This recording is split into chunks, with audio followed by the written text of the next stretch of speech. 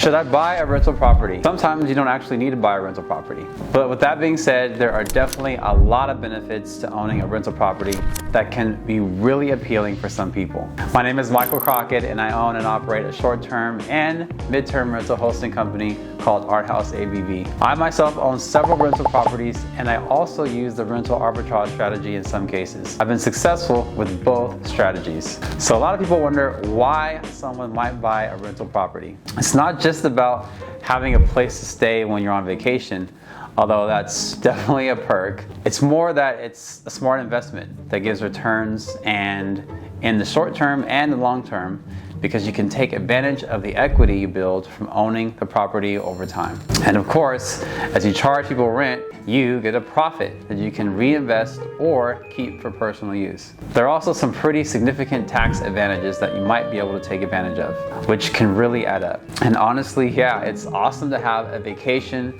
spot that pays for itself. I've met plenty of investors who buy rental properties in their favorite vacation spots, and they're really killing two birds with one stone. You get to enjoy the property yourself, and when you're not there, it can make money for you, which is always a good thing. So when it comes to choosing whether to buy or lease a property, the main things that matter in this decision are: 1, where you're at in the journey, and 2, how quickly you want to expand. If I use myself as an example, the first rental property I owned taught me a lot about the value of control.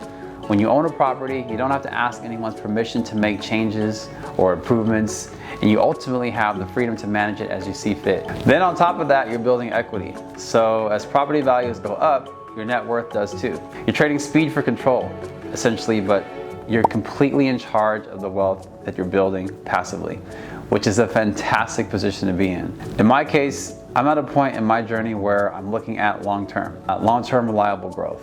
And because of that, I'm incentivized to take advantage of equity.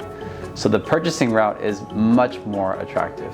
But with that being said, some hosts don't mind giving up some of that control and equity if it means they can scale faster. So I personally know a lot of hosts who prefer to lease their properties because, yes, it's a different kind of strategy, but it's equally valid. It can also be a lot cheaper because you're not paying property taxes or dealing with most of the maintenance issues.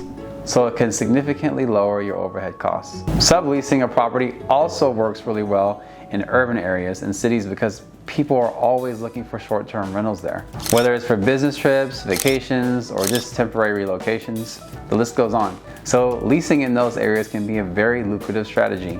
And it can also be a smart card to play if you're expanding and trying to get as many listings as you possibly can. When I first started, I used my own property because it was what I had and it was a natural first step. I still host that property to this day, and I actually have another video on my channel that explains how I did it. But as I learned more about the market and different strategies, I ventured into arbitrage. The reason being is that arbitrage is great if you want to scale quickly. Those lower entry costs mean that you can kind of learn and practice some of the skills on someone else's investment. It's also a way that allows you as an operator to have a fair amount of control over your business. So you can manage multiple properties without the huge capital investment that buying requires.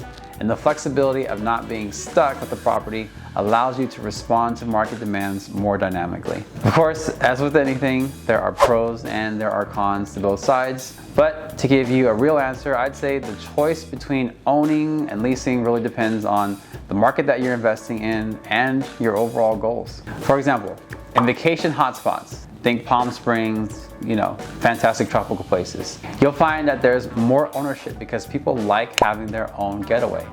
They usually enjoy being able to personally use the properties while also getting the benefits of renting them out. But in cities, you'll probably see more leasing because of the constant demand from people needing short-term housing, making it a prime market for the arbitrage strategy. So you also got to consider where you're at in your personal journey. If you're just starting out, leasing a property can be a smart move. It's a lot less risky because of the lower commitment. And you can learn most, if not all, of the necessary skills without the financial burden of owning the property. You can really test the waters, understand the market dynamics, and build your experience.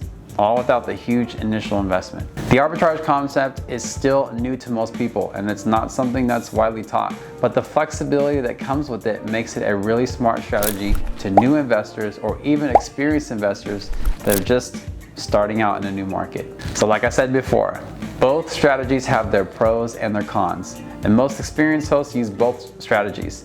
In fact, I'm pretty sure that every host I've met uses both. So if you're looking to make money fast, I'd recommend starting with the arbitrage because that lower cost of entry and the lower commitment will give you the income and extra slack you need as you sharpen your skills. But if you're aiming for steady long-term income, buying a property is probably the way to go because of the equity and the stability. Regardless, whichever strategy you choose, you also need to be doing the basics of property management, legal and regulatory compliance, marketing, financial management, networking, so on and so forth. Everything that goes with hosting a rental property. If you're smart, and I know that you are, you'll also spend some of the time networking with other property investors and professionals in the industry that can give you some valuable opportunities for learning and growth. There's always some kind of local real estate investment event or a seminar all over the place.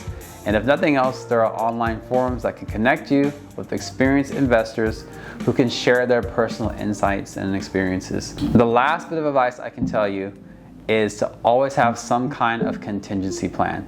The rental market can be unpredictable, and having a backup plan can protect you from unforeseen challenges. This might mean you set money aside for unexpected expenses, you might have some alternative marketing strategies going on, or of course, you can be prepared to pivot based on market conditions. Whatever you choose, understand your market, weigh the risks, and align your strategy with your goals. That's the key to being successful on your rental property journey. Hey, I know it's been a minute since I've been posting consistently, and that's because I've been developing a coaching program.